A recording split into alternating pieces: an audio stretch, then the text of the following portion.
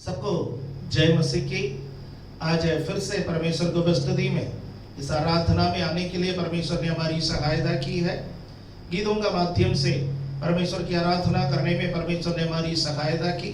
उसके बाद हमारे देश के लिए, कलीसिया के लिए, हमारे परिवारों के लिए, एक दूसरे के लिए मध्यस्थता करने में, मध्यस्थ प्रार्थना में भाग लेने में परमेश्वर ने हमारी सहायता की। उसके बाद हम परमेश्वर के वचन के सामने अपने आप को समर्पण करने के लिए आए हैं। अपने आप को समर्पण करना है तो परमेश्वर का वचन सुनने की हमें बहुत जरूरत है। आज परमेश्वर का वचन से आपसे बातें करने के लिए पिछले सप्ताह में जहां पर यूसुफ के कहानी को, यूसुफ के जीवन के भागों के बारे में हम अध्ययन कर रहे थे, वहीं से आज मैं आपको आगे लेकर के चलना चाहता हूं। यूसुफ के जीवन के बारे में ये तीसरा पार्ट है और आज ये फाइनल है। मैं यूसुफ के जीवन को यहाँ आज समाप्त करने के लिए चाहूंगा। उसके बाद अगले सप्ताह में हम और एक विषय को लेकर के आगे बढ़ने के लिए कोशिश करेंगे। यूसुफ के जीवन के बारे में हमने 3 बातों का अध्ययन किया है। पहला जो भाग है यूसुफ का जीवन का, कि वो यूसुफ का जन्म से लेकर के 17 वर्ष के उम्र तक का उसका जीवन है। और दूसरा भाग है कि उसका जीवन का 17 वर्ष का उम्र से लेकर के उसका जीवन का 30 वर्ष का उम्र तक का भाग है।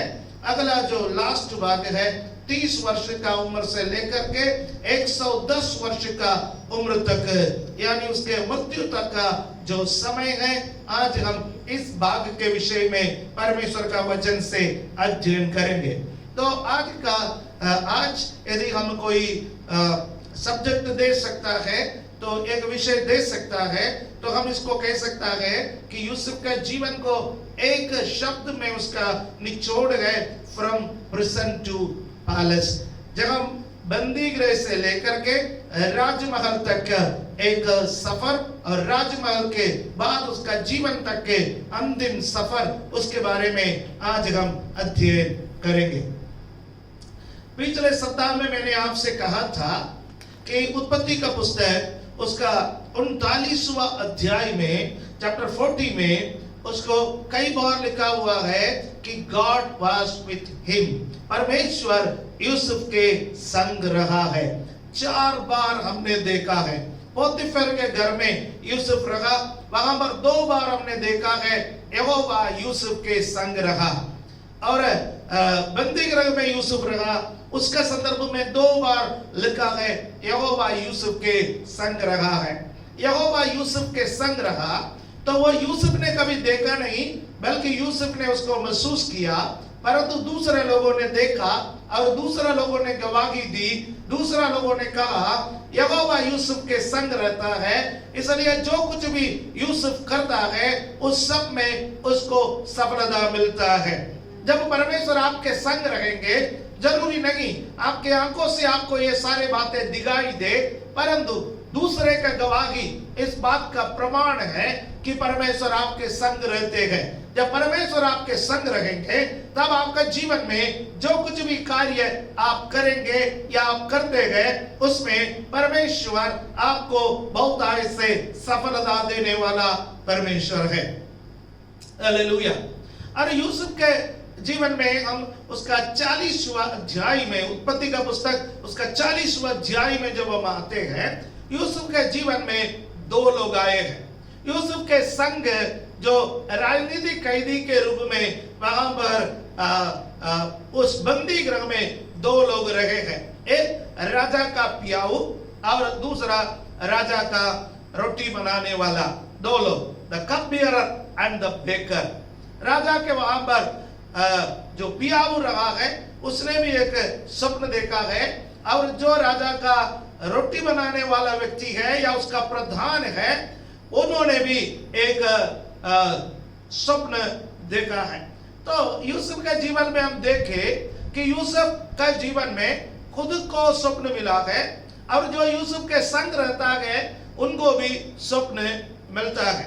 जब यूसुफ बंदी गृह में आया तो बहुत बड़े निराशा में, बहुत बड़े दुख में वो बंदी गृह में आया था, क्योंकि वो उस कार्य का सजा भुगतने के लिए बंदी गृह में आया है जो अपराध उसने कभी किया ही नहीं, जो अधर्म उसने कभी किया नहीं है, परंतु उसके ऊपर आरोप लगाया गया है।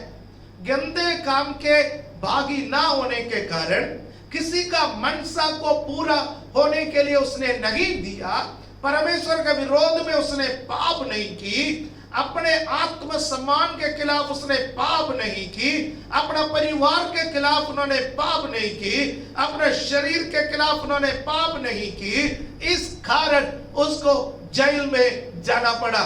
लेकिन वो शर्मिंदगी को महसूस नहीं किया। क्यों? क्योंकि हर जगह पर परमेश्वर उसको उसके संग रहा है। हालेलुया, आमीन। यूसुफ के जीवन को यदि आप बारीकी से देखेंगे तो यूसुफ के जीवन में प्रभु यीशु मसीह का झलक दिखाई देता है। हालेलुया, आमीन।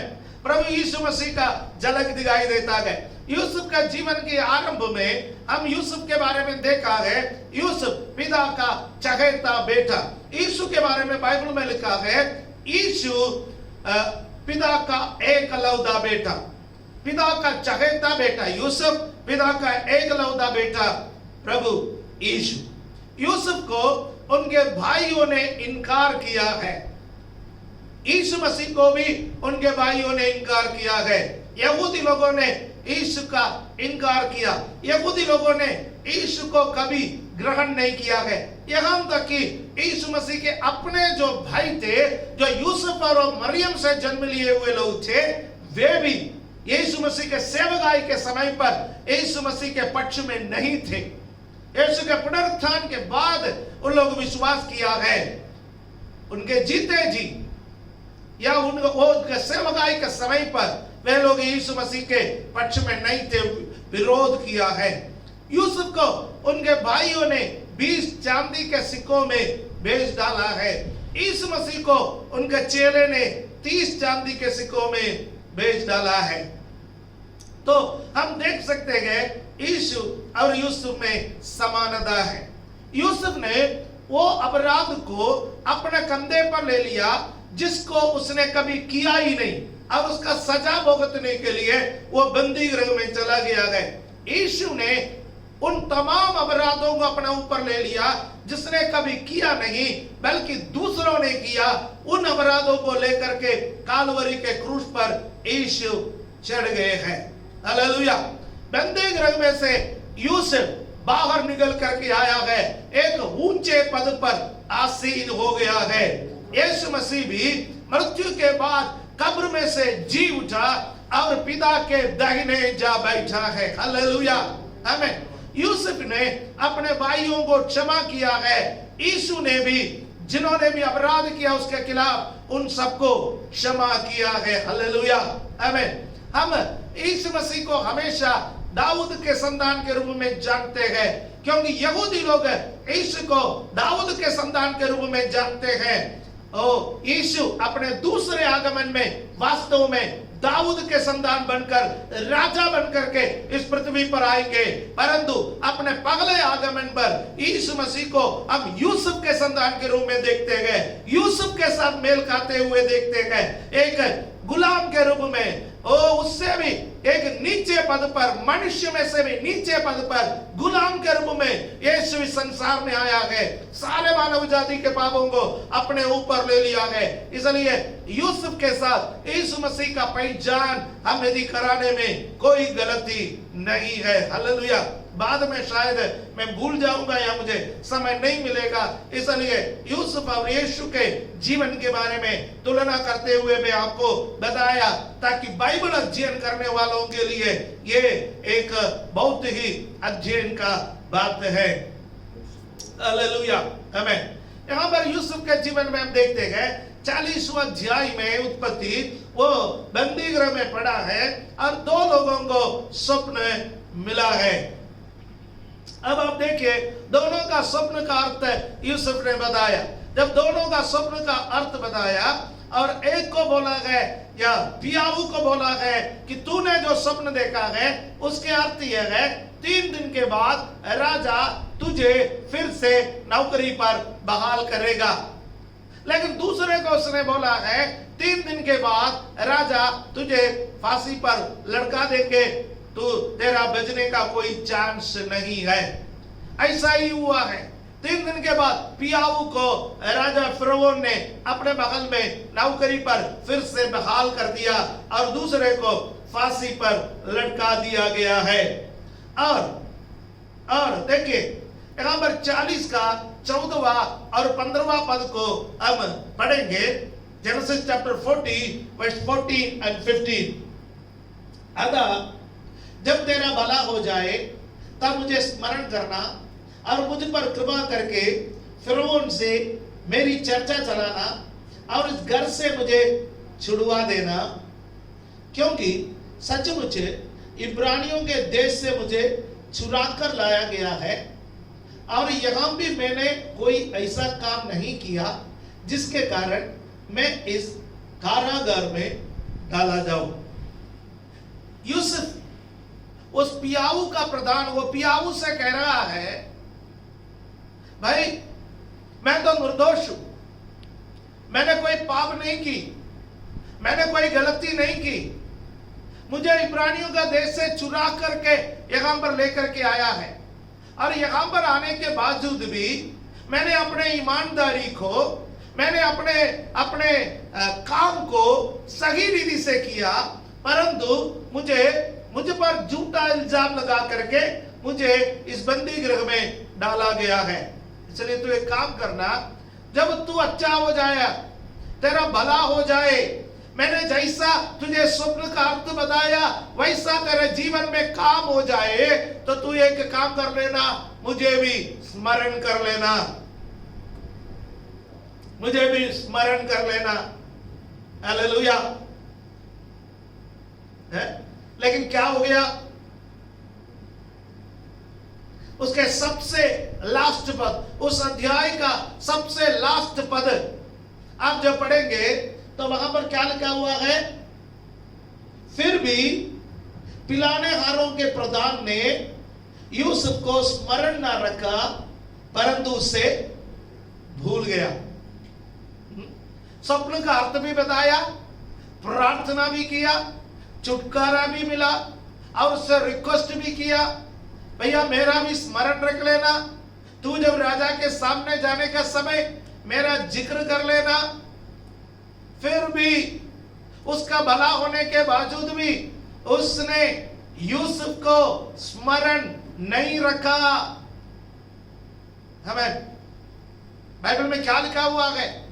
भजन 118 उसका 8वां और 9वां पद में लिखा हुआ है, यहोवा की शरण लेनी मनुष्यों पर भरोसा करने से उत्तम है, यहोवा की शरण लेनी प्रधानों पर भरोसा करने से उत्तम है। हालेलुया। ओ परमेश्वर का एक योजना है, परमेश्वर का एक योजना के मुताबिक जब आप चलते हैं, राह में मिलने वाले लोग आपको भूल सकते हैं। जिन लोगों को आपने भला किया है वे लोग आपको भूल सकते हैं, परंतु परमेश्वर के योजना पर कोई आंच नहीं पड़ेगा। हालेलुया।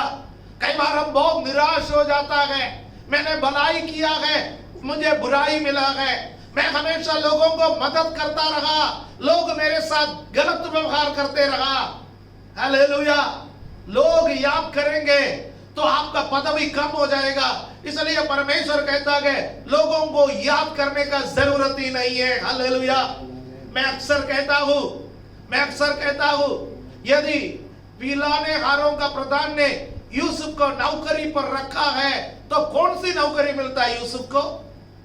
वो एक गुलाम है, उसका कोई पहचान पत्र नहीं है, उसका कोई आधार कार्ड नहीं है, वो अपना नाम से वहां पर जाना नहीं जाएगा, कहीं भी जाएगा बोलेगा अरे इब्रानी गुलाम, तू एक गुलाम है, तू एक नौकर है।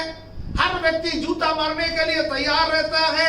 यदि वो नौकरी पर रखा होता, फिरौन से सिफारिश किया होता, फिरौन उससे पूछता कि क्या नौकरी है यहां पर, तो वो कह सकता है हमारे अंगूर के बगीचों में अंगूर तोड़ने वाला नौकरी पर रख दो इनको। बगीचों में पानी देने वाला नौकरी पर रखो इसको, नड़ाई करने वाला नौकरी पर रखो इसको। जो सबसे बढ़िया नौकरी इसके सिफारिश से जो मिल सकता था वो था कि राजमहल में कोई बर्तन धोने का काम। परमेश्वर आपको इसके लिए नहीं बनाया, परमेश्वर आपको इसके लिए नहीं बुलाया। परमेश्वर कहता है मैं तुझे पूछ नहीं सिर बनाऊंगा, तो सिर बना के ही वो छोड़ेगा। हालेलुया। यदि आपको दर्शन दिया, यदि आपको स्वप्न दिया है, तो परमेश्वर का योजना में परमेश्वर जब आपको लेकर के चलता है, जहां पहुंचाना है वहां परमेश्वर आपको पहुंचाएगा, डर चाहे कुछ भी क्यों न हो जाए। हालेलुया, आमीन, आमीन। चाहे कितने भी लोग आपको भूल जाए, आपका सिफारिश करना लोग भूल जाए, आपका तरफदारी करना लोग भूल जाए, आपके ऊपर भले झूठे इल्जाम लग जाए, जगह आपको नहीं जाना आप चाहते हैं वहां पर चाहे आप पहुंच जाए, यहोवा आपके संग रहेंगे, यहोवा योजनाओं को पूरा करेंगे, यहोवा स्वप्न को पूरा करेंगे। वो परमेश्वर सर्वशक्तिमान है। हालेलुया।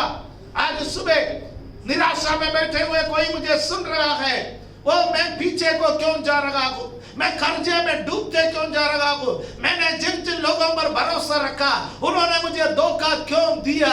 हालेलुया। आप निराश मत हो जाइए। परमेश्वर का योजना में थोड़ी सी देरी जरूर लग रहा है, परंतु आपको शिरोमणि बनाने के लिए वो तैयार है। हालेलुया। वो भूलने वाला परमेश्वर नहीं है। 40वां अध्याय का घटना, 40वां अध्याय और 41वां अध्याय के बीच में 2 वर्ष का अंतराल है। 41वां अध्याय जेनेसिस चैप्टर 41 वर्स 1, उत्पत्ति का पुस्तक 41वां अध्याय उसका पहला पद पढ़ने के समय पूरे 2 वर्ष के बीतने पर फिरौन ने यह स्वप्न देखा कि वो नील नदी के किनारे पर खड़ा है। हालेलुया, आमीन। पिलाने हारे का प्रधान का स्वप्न नहीं, एक फिरौन है, एक राजा है, उसको स्वप्न देने वाले हैं परमेश्वर। पूरे 2 वर्ष बीत गए। मैं आपसे एक सवाल पूछना चाहता हूं, आप में से कितने लोग पिछले 2 वर्ष से उम्मीद में बैठे हैं? यूसुफ का जीवन को याद रखिए।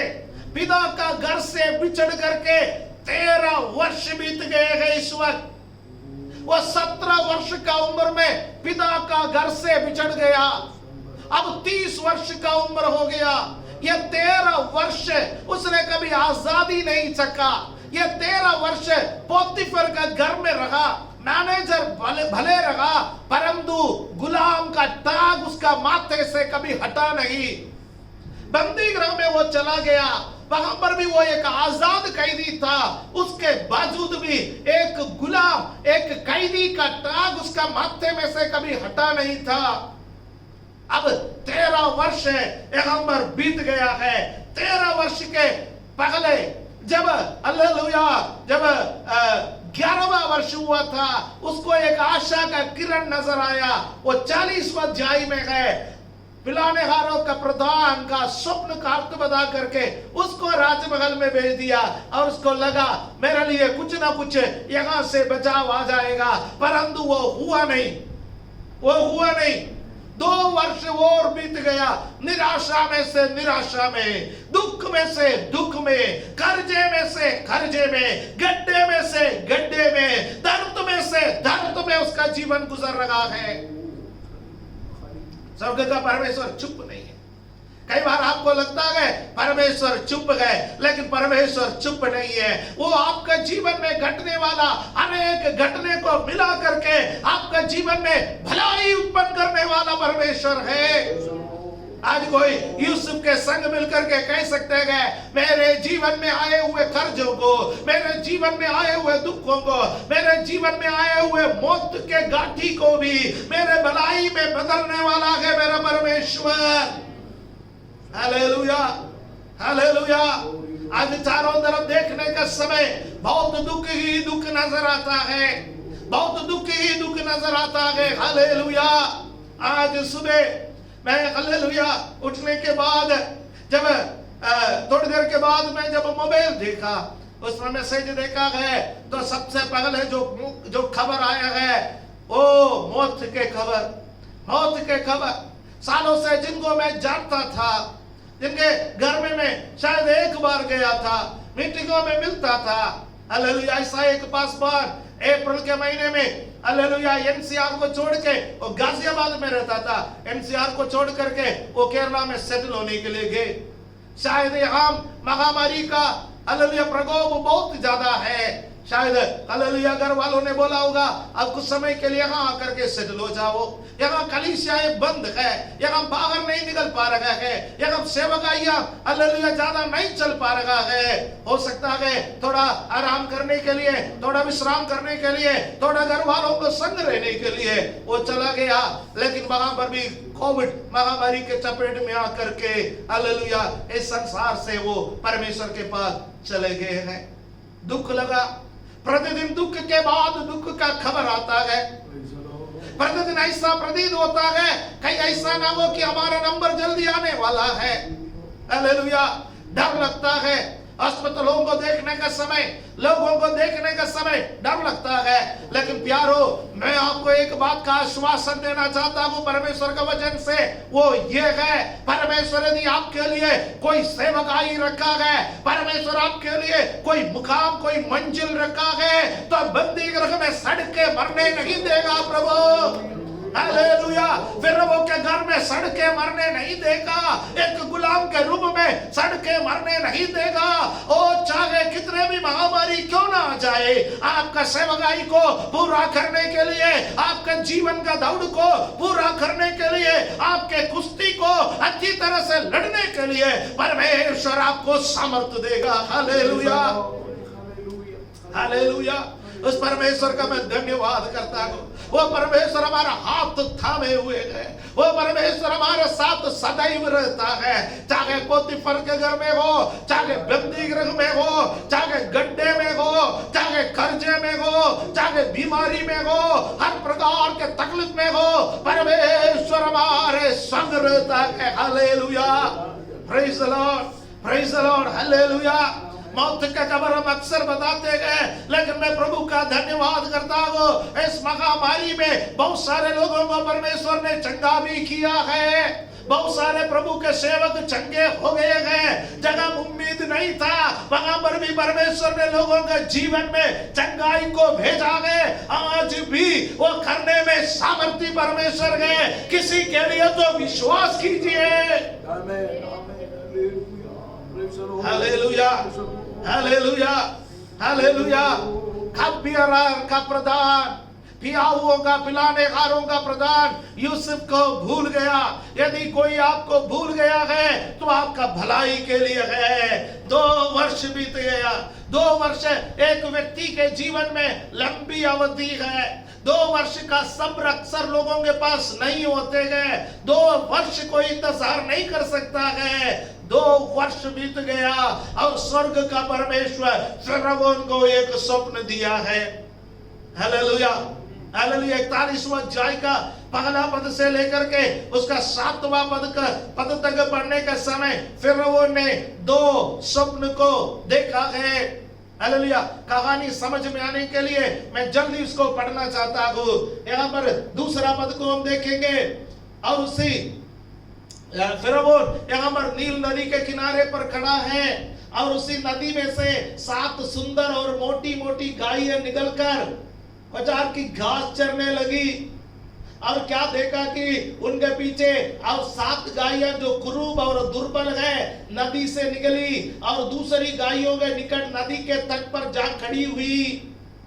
तब ये कुरूब और दुर्बल गायें उस 7 सुंदर और मोटी मोटी गायों को खा गई। तब फिरौन जाग उठा।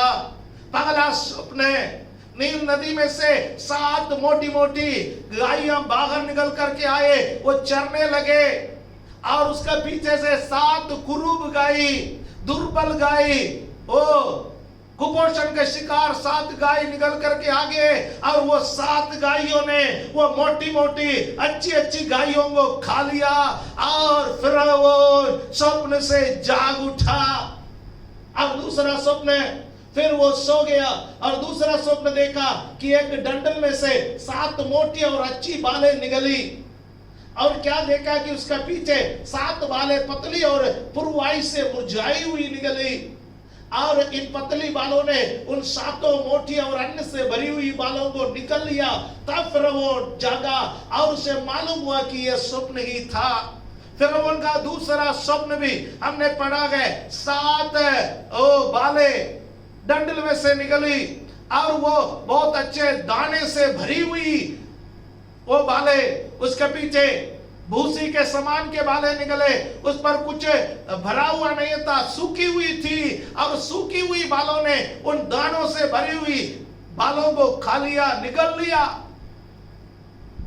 फिर वो जाग उठा, स्वप्न गए, लेकिन फिर वो उनको समझ में आया परमेश्वर मुझे कोई संदेश देना चाहता है।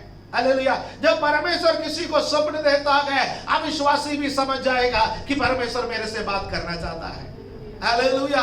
आप प्रार्थना करते रहिए, आपको किसी के पास भागने की जरूरत नहीं है, आपको दौड़ने की जरूरत नहीं है। आप प्रार्थना करते हुए परमेश्वर के आस में बने रहिए। हालेलुया। वो सेवकाई के लिए आपके लिए बुलावा आएगा, आपको लोग ले जाएंगे, आपके पास लोग आएंगे। हालेलुया। आमीन आमीन। हालेलुया। मुझे सेवकाई करने वाले कोई भी व्यक्ति मुझे सुन रहे हैं तो मैं आपको मेरे जीवन के एक अनुभव बताना चाहता हूं। इस संदर्भ में मेरे सेवकाई के आरंभ में मैं लोगों के पीछे भागते रहा। शनिवार के दिन लोगों के अक्सर बहुत कम घर होते थे, शनिवार के दिन लोगों के पास जाते थे और बोलते थे कल इतवार के दिन है, आराधना में आना, आराधना में आना, आराधना में आना। और इतवार के दिन बड़े उम्मीद के साथ बैठते थे, आज कोई ना कोई तो आराधना में आएगा, कोई ना कोई तो आराधना में आएगा, क्योंकि मैंने शनिवार को लोगों के पास जाकर के बोला है कल आराधना में आना। और सुबह का समय, इतवार के दिन सुबह इंतजार करते करते करते आकर थक जाते थे, कोई नहीं आते थे या इक्का दुक्का आ जाते थे। और जब इक्का दुक्का आने वाला भी इधर आके देखते थे, पता चलता है इधर हालेलुया नील बट्टा सन्नाडा है, तो अगले सप्ताह वो भी गायब हो जाते थे। वो स्थिति था। यह स्थिति कई साल तक ऐसा चलते रहा। परमेश्वर ने कहा मेरे से, परमेश्वर के वाणी को मैंने सुना, लोगों के पीछे भागना छोड़ दे, मेरे पीछे भागना आरंभ कर। Hallelujah hallelujah. मैंने ऐसा एक दर्शन देखा है, जिस दर्शन में परमेश्वर ने मुझसे बात की, लोगों के पीछे भागना बंद कर। जब मैंने लोगों के पीछे भागना बंद कर दिया, परमेश्वर की उपस्थिति में बैठना बंद कर दिया, परमेश्वर सेवकाई देने लगे। हालेलुया। लोग मुझे ढूंढ के आने लगे हैं, लोग सेवकाई के लिए बुलाने लगे हैं। मुझे यदि कोई सेवक सुन रहा है, सेवकाई का आरंभ वाला कोई व्यक्ति मुझे सुन रहा है, कोई विश्वासी जो सेवा करने के लिए तत्पर मुझे सुन रहे हैं, तो मैं आपको बताना चाहता हूँ, आपका सबसे पहला प्रायोरिटी परमेश्वर होना चाहिए, लोग नहीं होना चाहिए।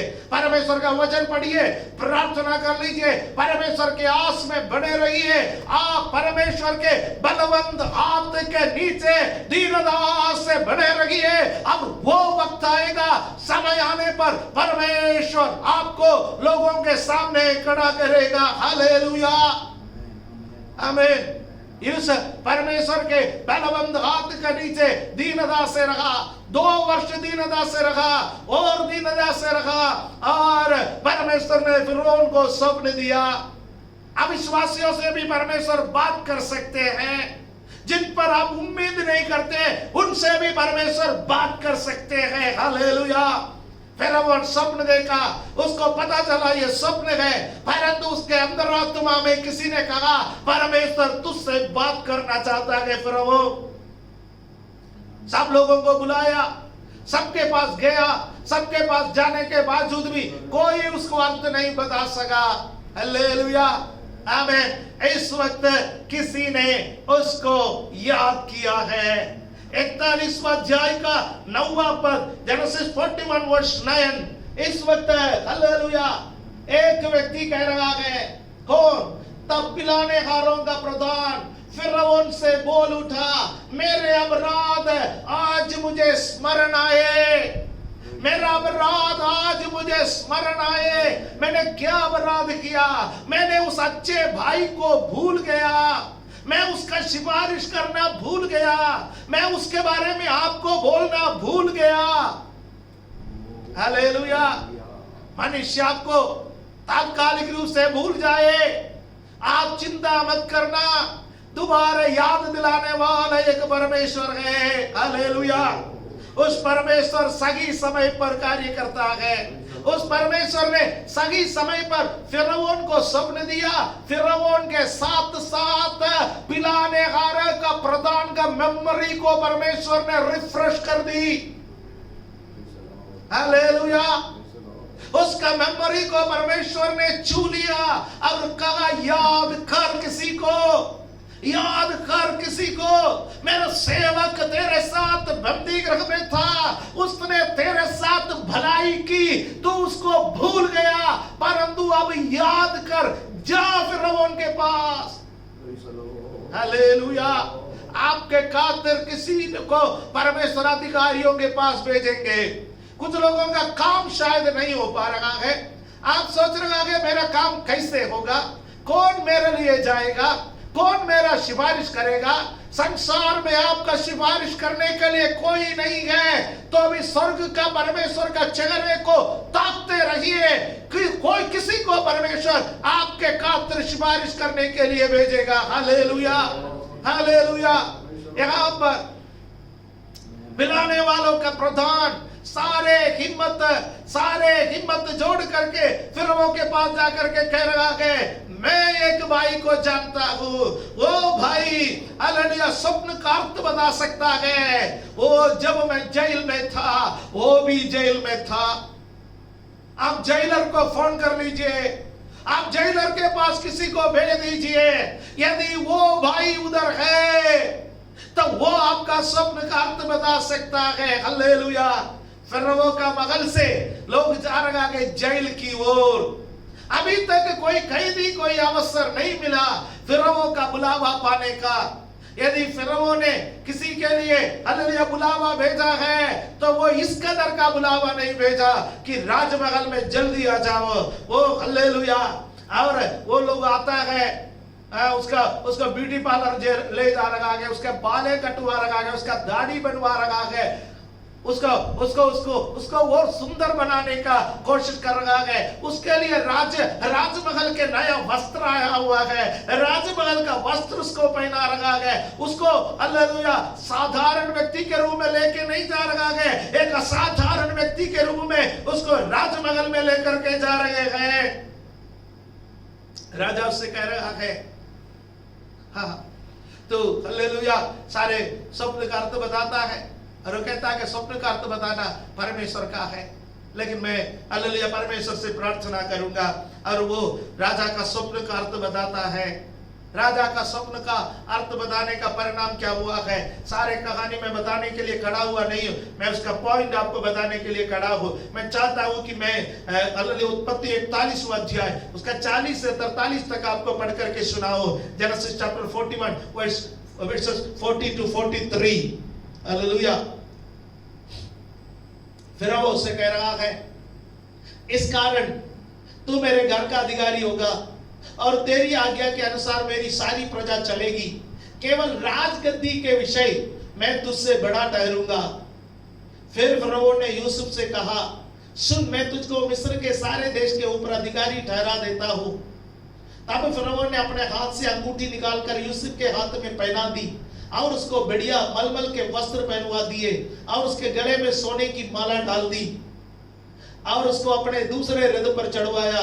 और लोग उसके आगे आगे ये प्रचार करते चले कि घुटने टेककर दंडवत करो, और उसने उसको मिस्र के सारे देश के ऊपर प्रधानमंत्री ठहराया। Hallelujah, praise the Lord. आप देखिए यूसुफ ने कभी एप्लीकेशन नहीं दिया, मैं एक सरकारी ऑफिशियल बनना चाहता हूं, है ना। आपको एप्लीकेशन देने की जरूरत नहीं है, आपके बारे में सोचने वाला जिंदा है। हालेलुया। आपको किसी से भीख मांगने की जरूरत नहीं है, परमेश्वर के आस में बने रहिए।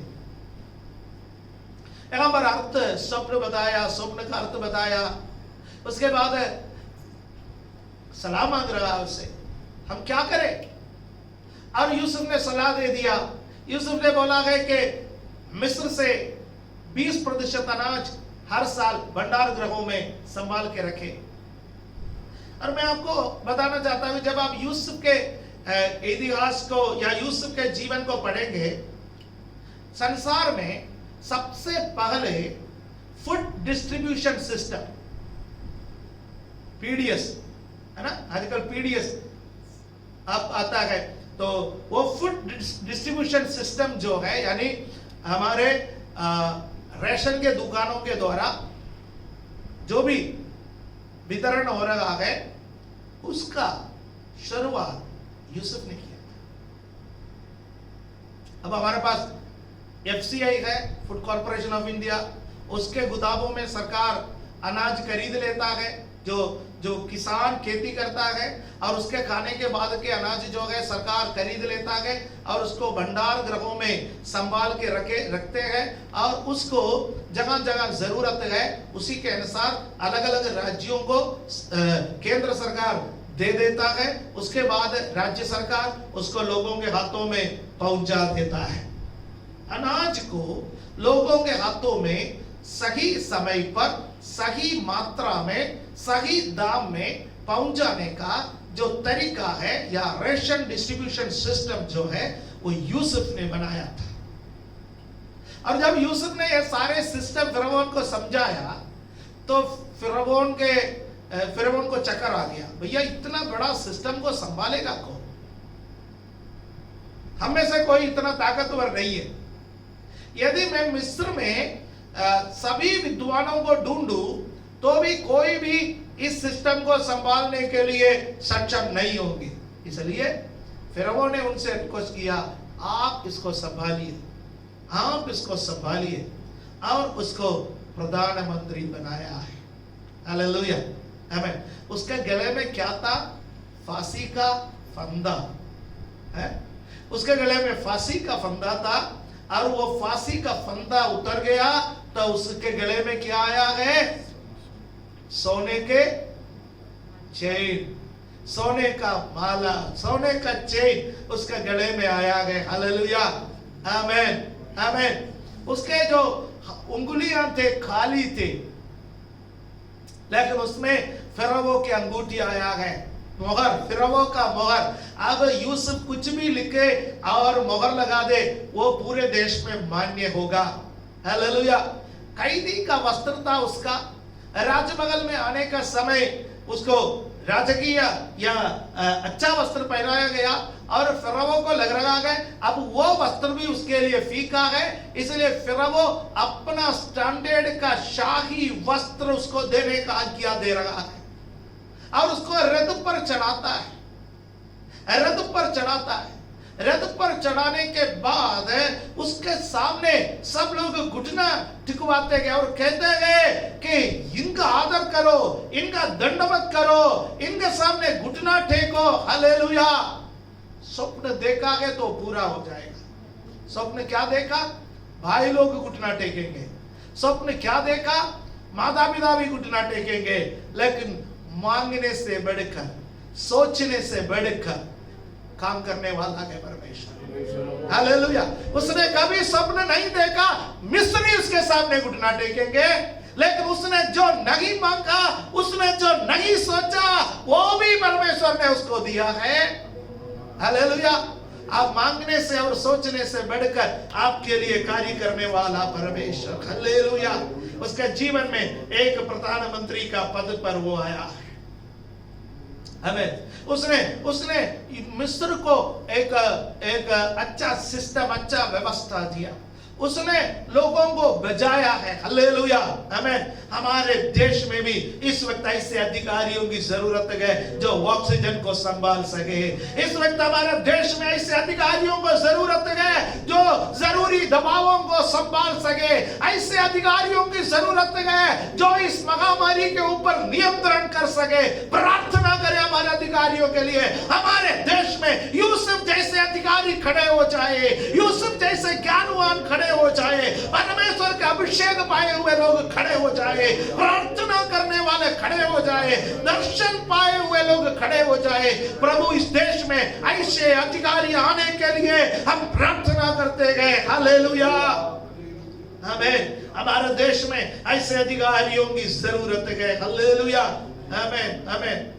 लेकिन यूसुफ का स्वभाव का दो बातें बता करके मैं आज के लिए वचन को समाप्त करना चाहता हूं। हालेलुया, आमीन, आमीन, हालेलुया।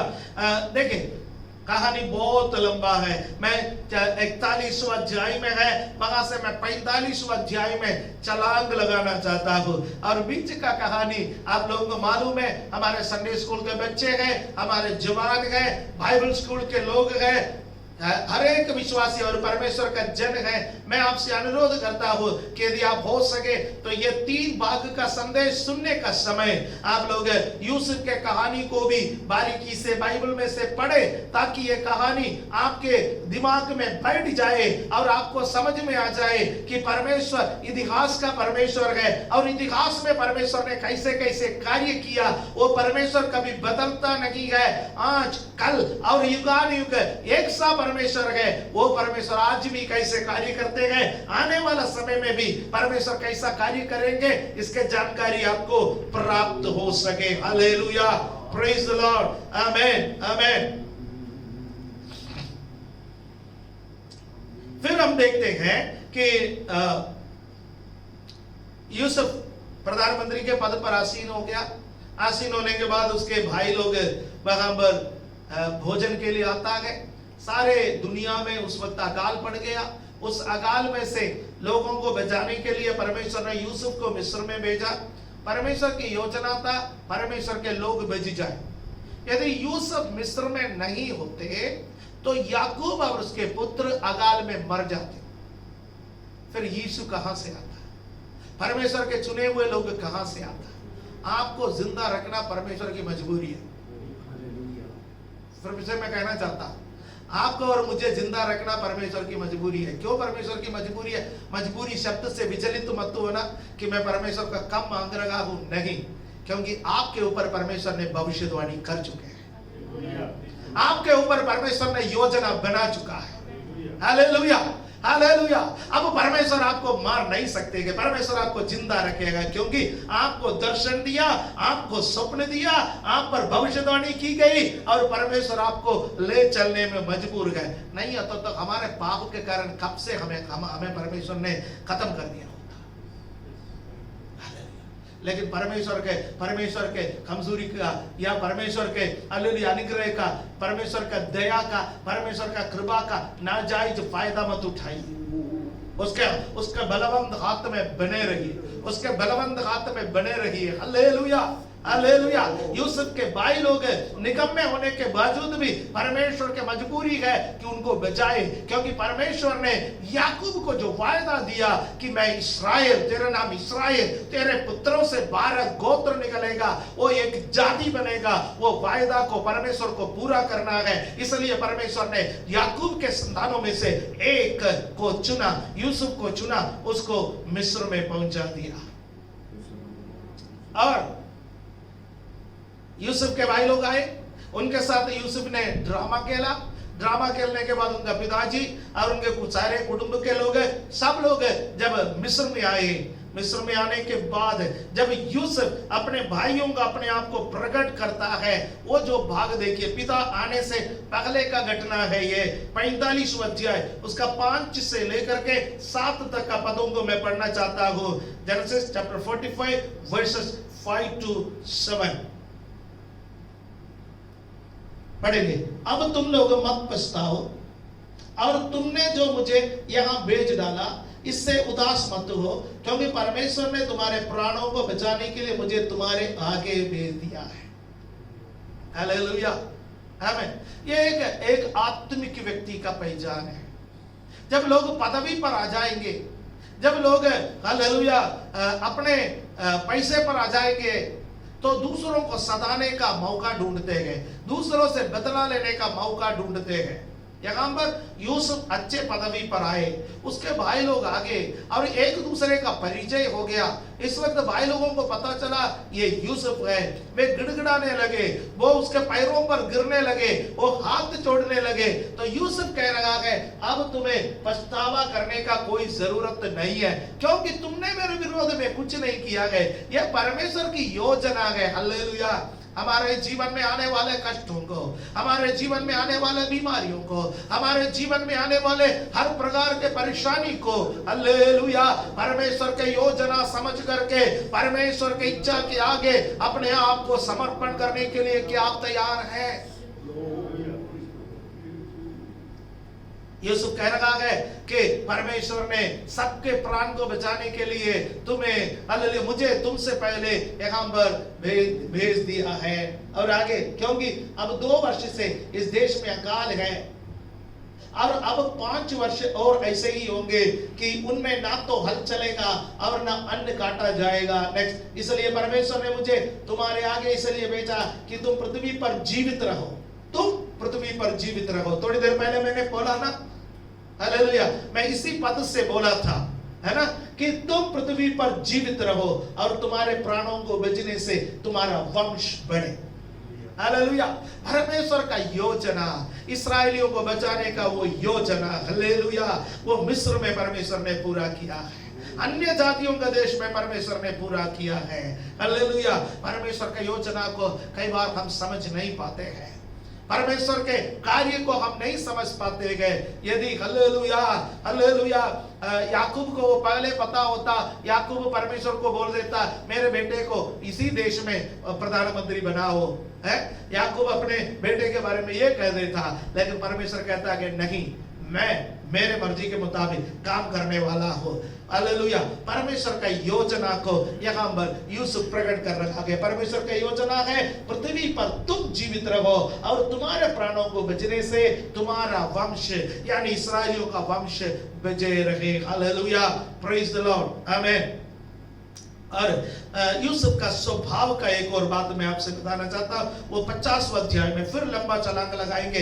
50वां अध्याय का 18वां पद से 20वां पद तक, चैप्टर 50 वर्सेस 18 to 20। यहाँ का पृष्ठभूमि ये है कि याकूब आ गया है और याकूब जब यहाँ पर आया, कहा मिस्र में आया है, मिस्र में आने का समय वो 130 वर्ष का था, 130 वर्ष का। और फिरौन के सामने खड़ा हो गया तो फिरौन उससे पूछ रहा कि तुम्हारा उम्र क्या है? वो 130 वर्ष में मिस्र में आया है और कहा मेरा उम्र 130 वर्ष है और मेरा पुरखाओं का उम्र का कहीं भी मैं नहीं पहुंचा है। और 147 वर्ष का होकर के याकूब मरा है। तो कितना? 17 वर्ष बीत गए याकूब और यूसुफ के परिवार भाई लोग सब डरा करके 17 वर्ष बीत गए। ये 17 वर्ष जब बीत गए तो याकूब की मृत्यु हो गई। याकूब के मृत्यु के बाद यूसुफ के भाई लोगों के मन में एक डर आ गया, अब हमारा पिता नहीं रहा, अब कहीं ये बदला ना ले। उन्होंने यूसुफ के पास लोगों को भेज दिया। जब पिता जीवित था, पिता ने बोल दिया है कि तुमको ये बोलने के लिए अपने भाइयों के खिलाफ कुछ भी मत करना, ये सब बोल दिया है। उसके बाद जब आगे के भाग जब हम पढ़ेंगे 18वां पद, और उसके भाई आप भी जाकर उसके सामने गिर पड़े और कहा देख हम तेरे दास हैं। स्वप्नहारे का स्वप्न पूरा हो रहा है। हालेलुया। जब यूसुफ बालक था 17 वर्ष के उम्र में, उसको इन लोग चिढ़ाते थे, उसके बारे में इन लोग कहते थे कि तू स्वप्नहारा है, लेकिन हम कहते गए तू हमारा अधिकारी है, हम तुम्हारे दास हैं। नेक्स्ट, यूसुफ ने उनसे कहा मत डरो, क्या मैं परमेश्वर की जगह पर हूं? नेक्स्ट, यद्यपि तुम लोगों ने मेरे लिए बुराई का विचार किया था, परंतु परमेश्वर ने उसी बात में भलाई का विचार किया जिससे वो ऐसा करे जैसा आज के दिन प्रकट है कि बहुत से लोगों के प्राण बचे हैं। प्यारो, प्यारो, क्षमा करने का स्वभाव हमारे अंदर बनाए।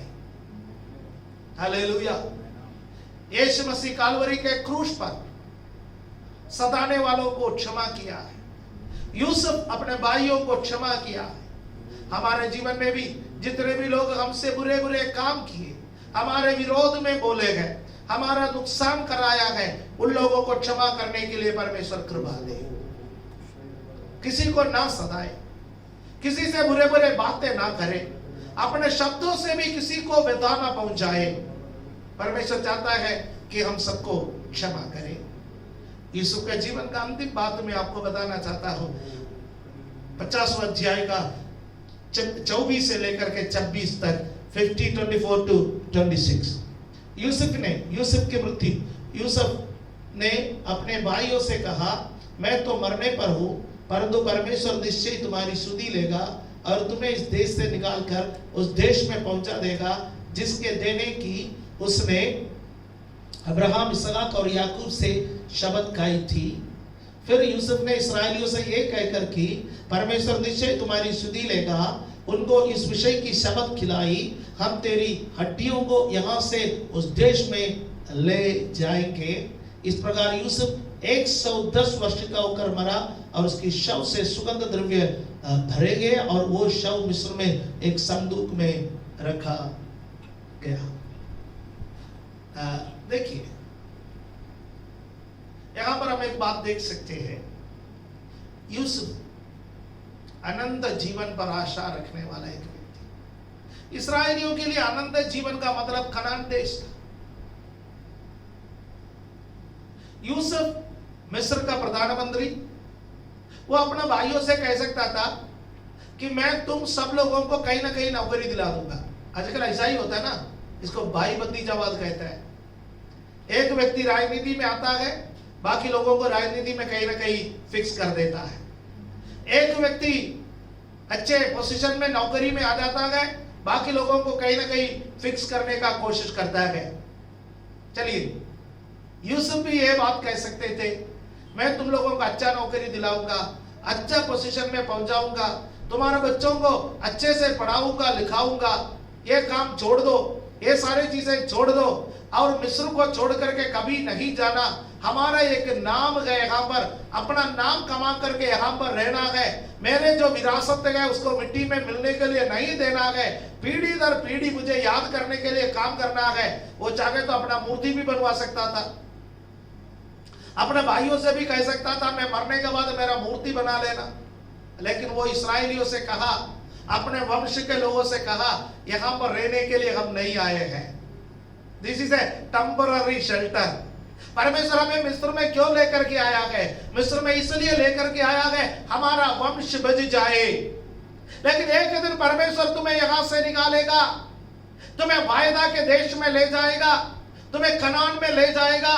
उस दिन मेरे हड्डियों को यहां से लेकर के जाना। और हम बाइबल में पढ़ते गए, जब इस्राएली कनान देश की ओर ले चले तो यूसुफ के हड्डियों को भी साथ लेकर के गए। मैं भाइयों बहनों आपसे पूछना चाहता हूं, चाहे इस संसार में कितने भी आपको संसारिक आशीषें मिले, तब भी अनंत जीवन का आशा आपका मन में है। पहला कुरिन्थी 15वां अध्याय में लिखा हुआ है कि यदि हम केवल इस जीवन पर मसीह पर आशा रखते हैं, सब मनुष्यों से अधिक हम अभागे हैं। एक अनंत जीवन की आशा आज हमारे दिलों में भरे। पिछले समयों से अधिक अनंत जीवन की आशा इन दिनों में बना करके रखे। मसीह आशा भरे गीत गाए, मसीह आशा भरे वचनों को पढ़े, मसीह के दर्शन को देखे, स्वर्ग के बारे में सोचे। हालेलुया। इन दिनों में हमारे दिल और दिमाग में कोरोना इस कदर बस गया है। अधिकांश लोग प्रार्थना, अधिकांश लोग गीत गाते हैं, अधिकांश लोग आराधना करते हैं डर के कारण। छोड़िए, आशा से अपना हृदय को भर लीजिए। यूसुफ अच्छे पोजीशन में होने के बावजूद भी उस आशा को कभी छोड़ा नहीं, उस उम्मीद को नहीं छोड़ा, उस वायदा के देश के बारे में हालेलुया वो कभी भूला नहीं। परमेश्वर के वायदा को उसने सुना है और उसने अगला पीढ़ी को वो दर्शन दिया है। हालेलुया। क्या हम अगला पीढ़ी को दर्शन देने में कामयाब हुए? अगला पीढ़ी को दर्शन देने में हम कामयाब नहीं हुए हैं। तो मैं आपसे कहना चाहता हूं, इन दिनों में अगला पीढ़ी को आशा देने में अपना समय को बिताए, अगला पीढ़ी को दर्शन देने में इस समय को बिताए, अगला पीढ़ी को प्रभु के लिए तैयार करने में इस समय को बिताए। इस वचन के द्वारा प्रभु हम सबको बहुत ऐसी आशीष दे। आंखों को बंद करें। Hallelujah, hallelujah, hallelujah.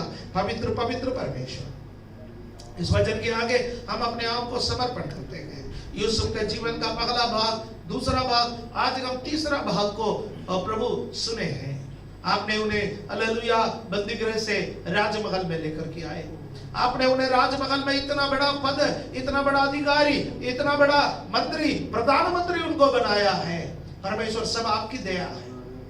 हम आज जो बने हैं आपकी दया है। हमारा पढ़ाई नहीं, हमारा परिवार नहीं, हमारा पृष्ठभूमि नहीं, हमारा ज्ञान या बुद्धि और हमारा ताकत या योग्यता नहीं, हम आज जो है आपका वजह से है।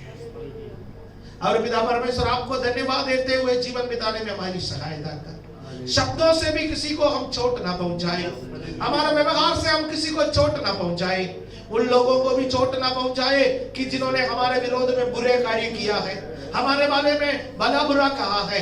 प्रभु हमारी सहायता कर। यूसुफ जैसा, आप जैसा, यीशु जैसा अच्छा व्यवहार करने में लोगों से हमारी सहायता कर। अनंत जीवन की आशा से हमें भरे। हमेशा के लिए हमें यहाँ पर रहने के लिए नहीं आया है। This is a temporary shelter. हम ये जगह को छोड़ेंगे, एक दिन अपने आनंद घर को जाएंगे।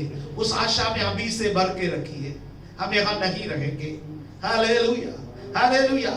इस्राएलियों के लिए एक चुटकारे का तुरही फूका गया है, तो हमारे लिए एक जी उड़ने का तुरही फूका जाएगा। हमारे लिए एक रूपांतरित होने का तुरही फूका जाएगा। उस दिन हम उड़ जाएंगे, उस दिन हम यीशु के संग जाएंगे। इस संसार हमारा हमेशा का घर नहीं है। इस आशा में बने रहने के लिए हमारी सहायता कर दीजिए। इस वचन सुनने वाले तमाम भाई बहनों को, तमाम प्रियजनों को आपके हाथ में हम समर्पण करते हैं। धन्यवाद के साथ ये प्रार्थना हमारा मुक्तिदाता प्रभु यीशु मसीह का पवित्र नाम से मांगने का समय सुनो और कबूल करो हमारे स्वर्गीय पिता। आमीन। हालेलुया।